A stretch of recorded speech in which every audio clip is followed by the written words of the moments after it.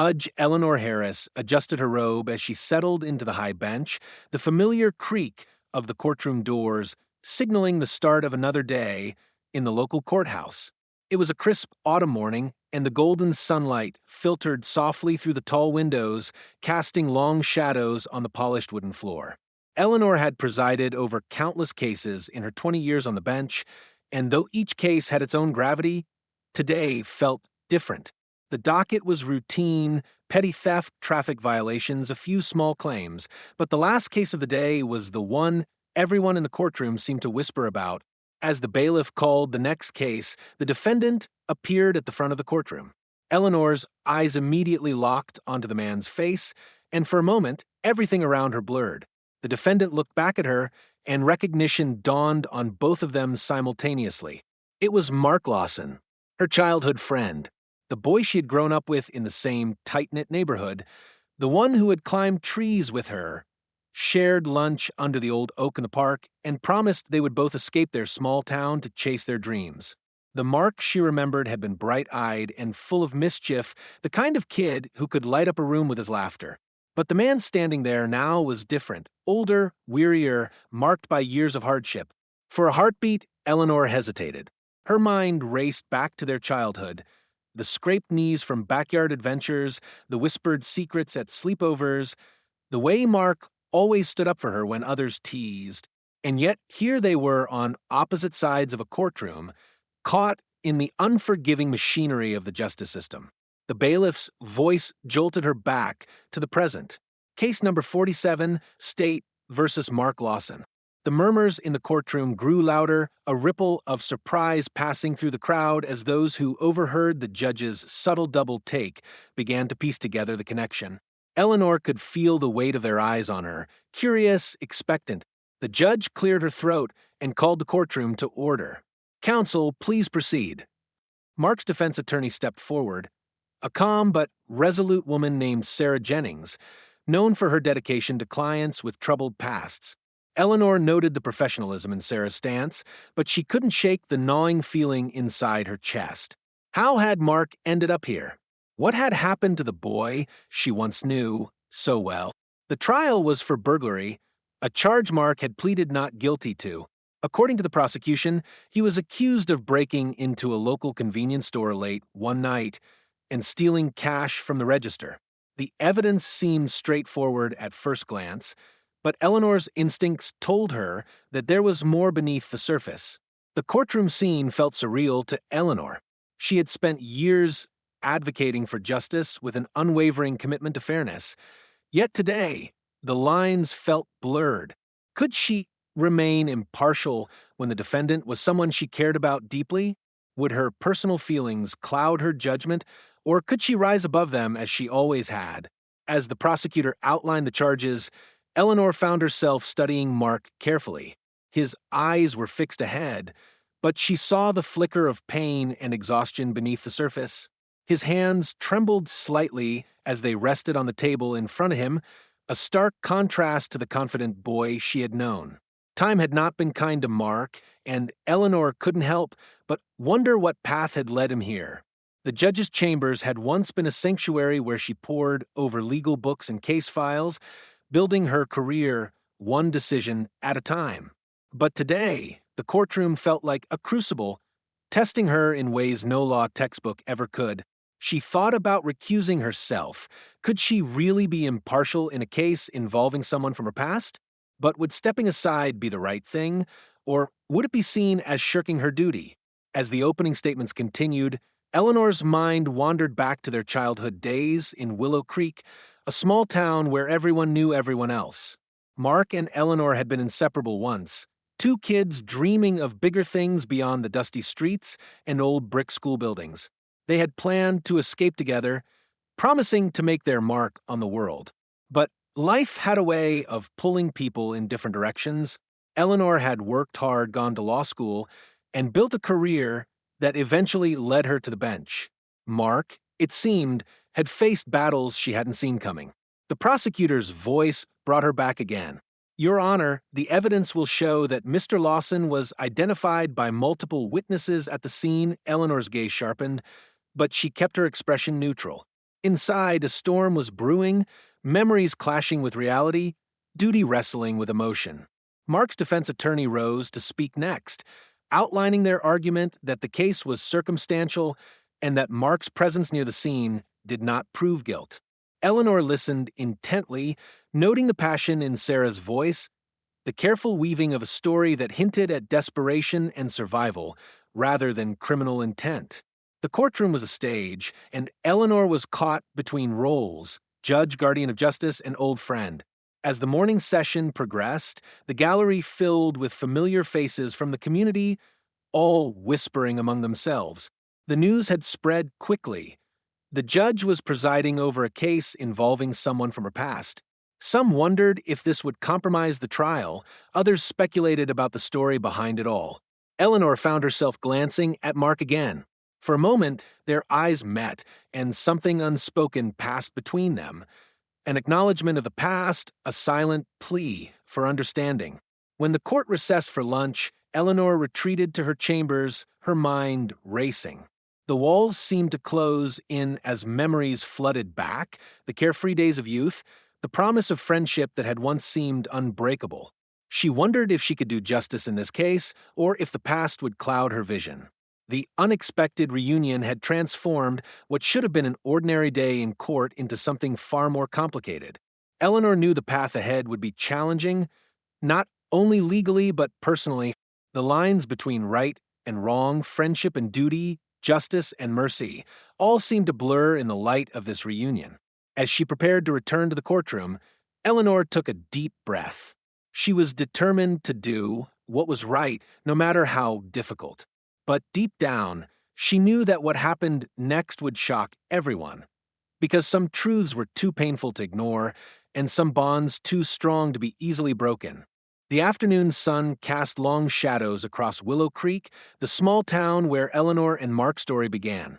It was a place defined by quiet streets lined with maple trees, weathered porches, and the kind of familiarity that could only grow in a community where everyone knew your name and your history. It was here on those sun-dappled sidewalks and in the cramped classrooms of Willow Creek Elementary that Eleanor Harris and Mark Lawson forged a friendship that had felt, at the time, unbreakable. They had been inseparable during their early years, two kids drawn together by curiosity and shared dreams. Mark had the kind of energy that could light up a room. Always the first to climb the tallest tree, the loudest laugh in the schoolyard, the fastest runner in every race. Eleanor, quieter but fiercely determined, admired his confidence and carefree spirit. Together, they were an unlikely pair, her cautious ambition balancing his reckless charm. Mrs. Dillard, their third-grade teacher, remembered them well. Eleanor was always the bookworm, and Mark, well, he was the class clown, but they complemented each other perfectly. You could see they had this bond that kept them grounded. During summer breaks, they would spend hours at the town's park, lying in the grass and sharing their biggest dreams. We were going to leave Willow Creek one day, Eleanor recalled quietly to herself in the courtroom. Mark said we'd see the world, make something of ourselves. But life, as it often does, had other plans. While Eleanor's parents encouraged her to excel academically, pushing her toward college and a career she could be proud of, Mark's home life was more complicated. His father had left when Mark was just a boy, and his mother struggled to make ends meet working multiple jobs. The carefree laughter that once defined him began to fade, replaced by a quiet tension that Eleanor had little power to soothe. By the time they reached high school, their paths started to diverge. Eleanor buried herself in her studies and extracurriculars, determined to break free from the small town's limitations. Mark, increasingly burdened by his family struggles, fell in with the wrong crowd. There were rumors about fights, minor run-ins with the law, and growing absences from school. I remember the night before graduation, Eleanor whispered to herself. They had met at their favorite spot by the riverbank, a place where they had shared countless memories. Mark had looked different, older beyond his years, weariness etched into his features. "I'm sorry, I can't do this," he'd said, eyes avoiding hers. "I'm not who I was when we were kids. Maybe I never was." Eleanor wanted to believe in him. She wanted to hold onto the friendship that had meant so much to her. But that night, marked a turning point, the last time they truly spoke before their lives slipped apart. For years after graduation, Eleanor heard only fragments of Mark's life through whispered town gossip and news reports. There were mentions of arrests, stints in jail, and attempts at rehabilitation that never seemed to stick. Meanwhile, Eleanor pursued law school, eventually becoming a judge known for her fairness and dedication to justice. And now, decades later, the two were face to face again, but under circumstances neither could have imagined. As the trial unfolded, Eleanor couldn't help but think about how much Mark's life had changed and how much had stayed the same. Despite everything, she still saw traces of the boy she once knew beneath the man accused of burglary. It was a stark reminder that people are shaped by their experiences, but never fully erased by them. Their shared past was a silent undercurrent running through the courtroom, one that complicated every decision Eleanor had to make. The community, too, was divided. Some felt sympathy for Mark, recalling his struggles, while others believed the law should be blind, no matter the personal history. For Eleanor, the challenge was more profound than the legal arguments presented before her. It was a test of memory and mercy, of whether a childhood bond could survive the harsh realities of adulthood and justice. As she glanced again at Mark, a man weathered by time but still unmistakably familiar, Eleanor realized that this trial was about more than guilt or innocence. It was about confronting the past, understanding the present, and deciding what kind of future they both deserved. The courtroom buzzed with quiet tension as the first witnesses were called to the stand. The air was thick with anticipation, not just because of the charges against Mark Lawson, but because everyone knew Judge Eleanor Harris was no stranger to the defendant. The question on everyone's mind was clear. Could she be impartial? Eleanor sat upright in her chair, the heavy wooden gavel resting on the bench in front of her. Her eyes scanned the courtroom, noting the watchful faces of the attorneys, the curious spectators, and Mark himself. He looked smaller now, as if the weight of the proceedings was bearing down on him.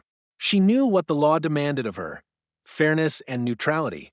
But how could she achieve that when the accused was a boy she once held close?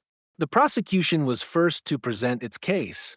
Assistant District Attorney Robert Kim stepped forward with confidence. "Your Honor, the evidence will show that Mr. Lawson was seen breaking into Miller's convenience store on the night of August 12th. Witnesses identified him leaving the scene, and security footage places him at the store at the exact time of the crime." He paused, allowing the weight of his words to settle over the courtroom.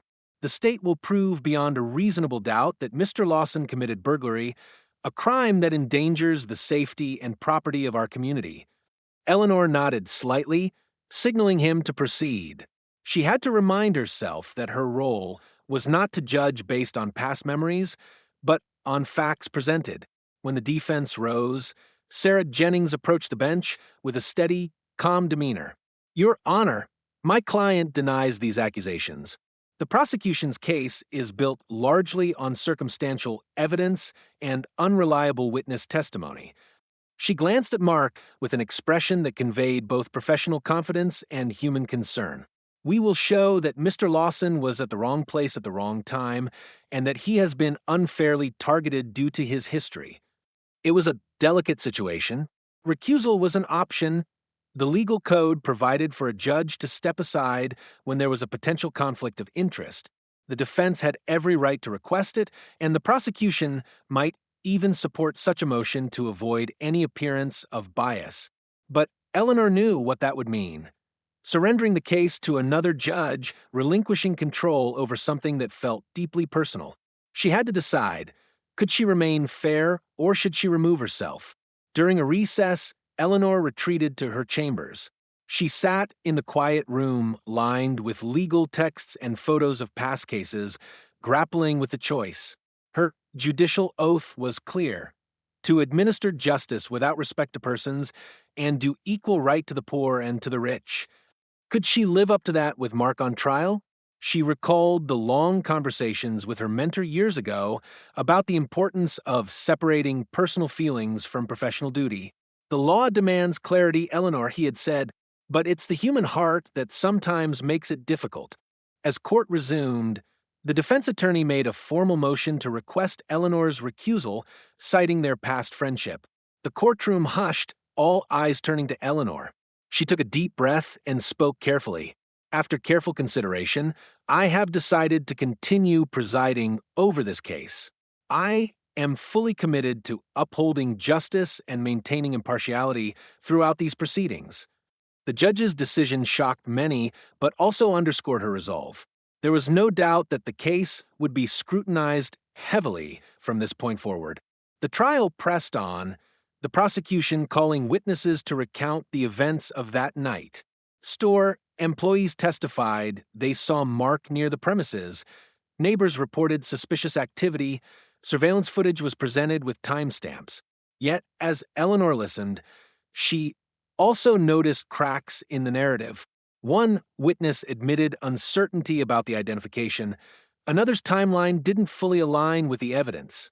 The defense capitalized on these inconsistencies, painting a picture of doubt. Mark's demeanor changed subtly throughout the trial. At times, he seemed resigned. At others, there was a flicker of hope, perhaps kindled by the defense's efforts and Eleanor's calm presence on the bench. The community outside the courthouse was divided. Some expressed support for Eleanor's decision to stay on the case, trusting her integrity. Others whispered concerns about impartiality and fairness. Through it all, Eleanor remained focused, balancing the emotional pull of old memories with the clear-eyed responsibility of a judge. She reminded herself that justice was not just about punishment, but about truth, understanding, and sometimes mercy. As the day drew to a close, Eleanor glanced once more at Mark. Despite the tension, she caught a brief smile, a silent acknowledgement of the difficult road ahead. The trial had begun in earnest, but Eleanor knew the real challenge was yet to come, unraveling the truth beneath the surface and making a decision that would shake everyone's expectations of justice. The courtroom settled into an uneasy quiet as the day's testimonies took an unexpected turn. What had started as a seemingly straightforward burglary case was beginning to unravel, revealing layers far deeper and more complex than anyone had anticipated. It was the defense's turn to call witnesses, and their first was someone few had expected: Lisa Matthews, Mark's younger sister. She stepped up nervously, but with a quiet determination that commanded attention. The courtroom had seen her before only as a peripheral figure.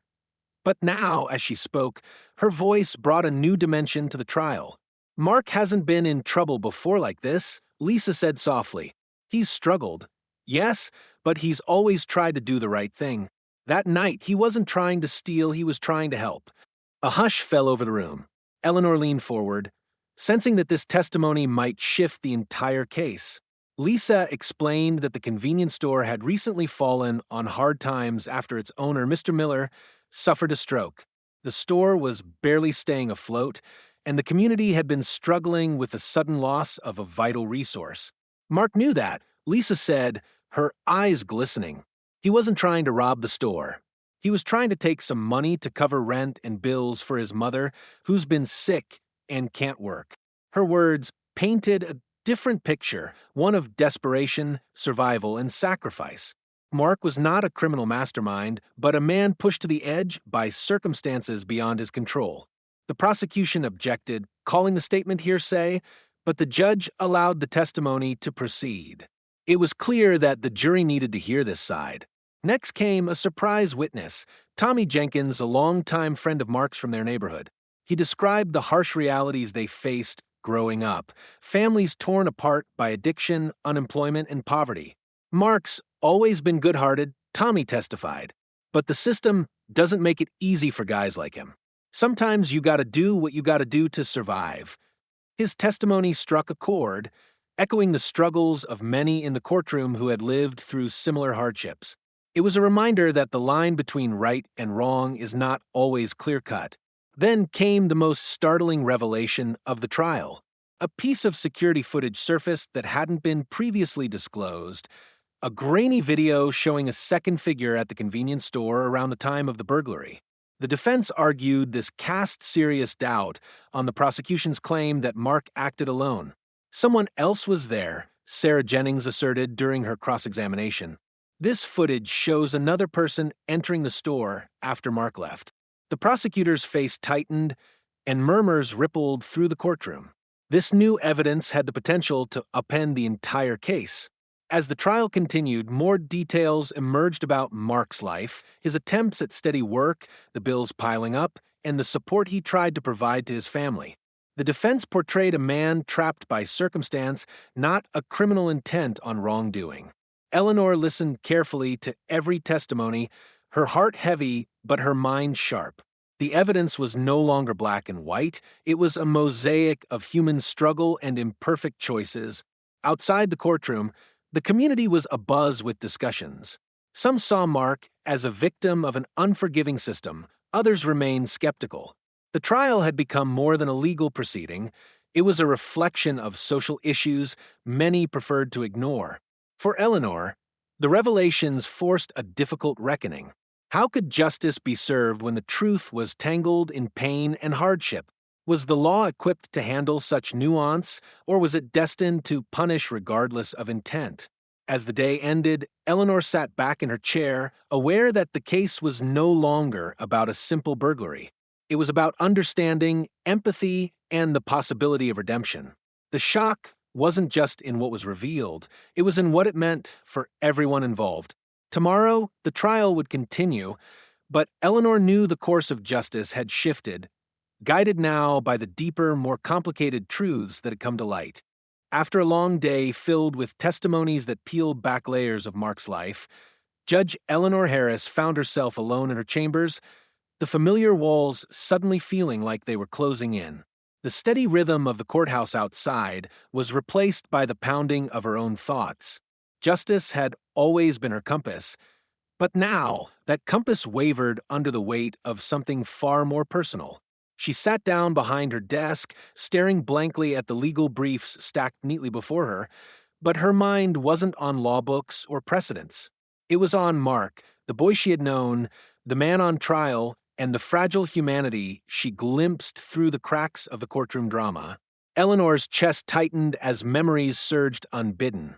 She remembered Mark's infectious laugh echoing through the school halls, his wide grin when they plotted their futures, the countless times he had stood by her side when others turned away. How had things unraveled so completely? How had life led him here to a courtroom, defending himself against charges that might destroy what little hope was left? The conflict inside her was raw. As a judge, she was trained to separate emotion from duty, to view every case with an impartial eye.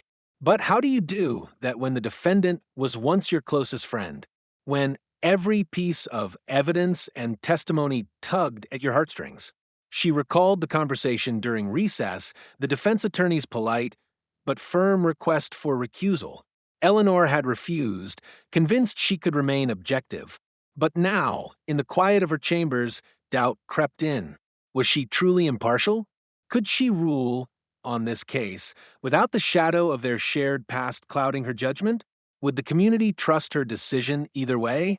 More importantly, could she trust herself? The law was clear. Judges must avoid conflicts of interest, real or perceived. But the law was also human, written and interpreted by flawed, emotional beings. Eleanor wondered if any decision she made would be free from bias, or if every ruling would be scrutinized through the lens of their history. Her hand trembled slightly as she reached for a photo on her desk, an old snapshot of her and Mark, smiling carefree in front of a rickety treehouse. That innocent past felt like a distant dream, worlds away from the tense courtroom battles. She thought about Mark's family, the sacrifices his sister Lisa had made by testifying, and the community's growing awareness of the deeper issues at play. Was justice served by punishing a man pushed to desperation, or did it require a more compassionate approach? For a moment, Eleanor closed her eyes and took a deep breath. She remembered the oath she took when she became a judge, not just to enforce the law, but to seek truth and fairness, even when it was difficult. Her phone buzzed quietly on the desk, snapping her back to the present. It was a message from Sarah Jennings, Mark's attorney. "Thank you for your fairness today. This case means more than just law. It's about humanity." Eleanor allowed herself a small, weary smile. Perhaps that was the truth she needed to hold on to. As she prepared to return to the courtroom, she steeled herself for the difficult decisions ahead. The trial was no longer just about facts and evidence. It was about empathy, forgiveness, and the struggle to balance justice with mercy. No matter what the verdict would be, Eleanor knew this case would change her forever. The bond of their childhood had tested not only their lives, but her very sense of what it meant to be a judge. The final day of the trial dawned under heavy gray skies. Rain tapped gently against the courthouse windows, a steady rhythm that mirrored the quiet anticipation inside the building. The courtroom was packed, more so than on any previous day. Reporters, townspeople, court officials, and even distant acquaintances of both Mark and Judge Eleanor Harris filled the seats, waiting for what everyone knew would be a verdict that could echo beyond the walls of that courtroom. Eleanor took her seat on the bench with the calm composure she was known for, but inside, she was anything but calm. She had barely slept the night before.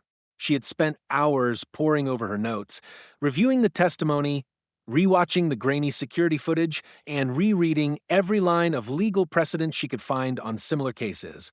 She even found herself going through old journals, digging through memories, some painful, some sweet, of the years when she and Mark were inseparable.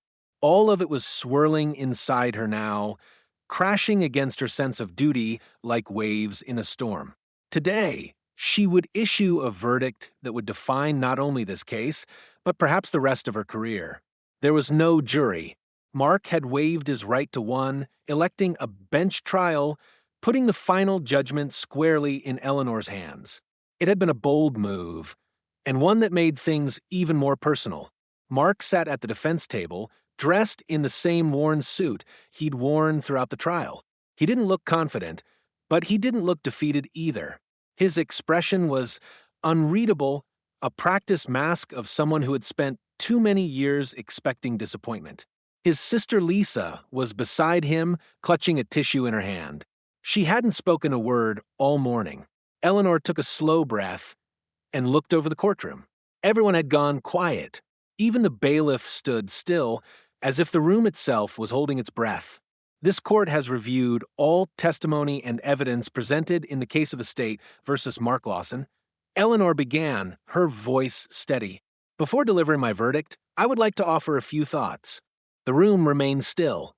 Not even a cough broke the silence.